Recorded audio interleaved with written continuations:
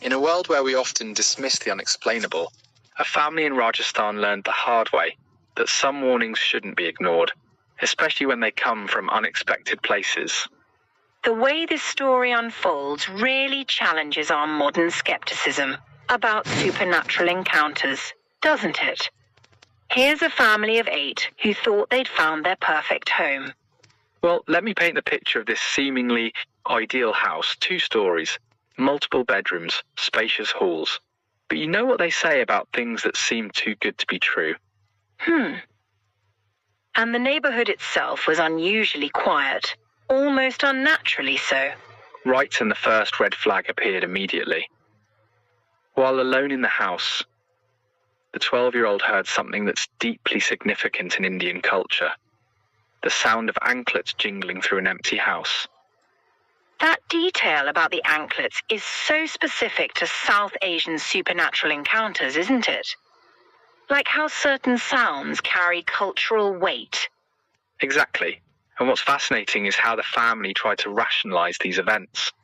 When boxes mysteriously fell in the kitchen, they blamed it on poor arrangement. When they heard crying at night, they assumed it was from neighboring houses. The gradual escalation is what makes this so chilling, from subtle sounds to physical dangers. Speaking of which, let's talk about that birthday party, the moment when an outsider, the brother's boss, immediately sensed something was wrong. He literally warned them that someone would die if they stayed. And because they'd been drinking, they dismissed it as party talk. Such a classic human response to brush off warnings that disrupt our comfort. Then things got seriously dangerous. 2 children fell from the upper floor in separate incidents. One miraculously escaped injury, while the other broke their arm. It's like the house was testing its boundaries. Well, that's when most families would run, but they stayed. You know what makes this story particularly relevant? The way it reflects how we often ignore escalating warning signs in our lives. The father's encounter really marks a turning point, seeing a woman standing on the balcony late at night. So terrifying that he immediately started chanting protective mantras. And then we get to the tragic event, with the sister-in-law found completely unresponsive on the balcony, and later discovered in the kitchen. Yes, engulfed in flames but showing no signs of pain or distress. According to traditional beliefs, this kind of disconnection from physical pain often indicates possession or supernatural influence.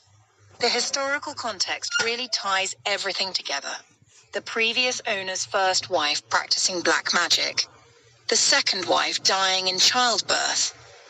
It's like layers of tragedy building up in one location. You know what's particularly interesting from a cultural perspective?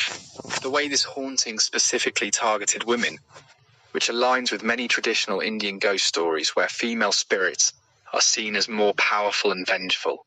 That's such an important observation about how these stories reflect deeper cultural beliefs and fears. Well, the family finally moved out a month after the tragedy, but by then the warning had come true exactly as the boss had predicted. It's a powerful reminder that sometimes outsiders can see what we're too close to notice. So what do you think this story tells us about human nature and our relationship with the unexplainable? I think it shows how we're caught between our modern skepticism and ancient wisdom. We want logical explanations, but sometimes, as this family learned, the price of ignoring traditional warnings can be devastatingly high. That's a sobering thought to end on. Maybe some old warnings deserve a second look. Indeed, and perhaps the real horror isn't in the supernatural events themselves.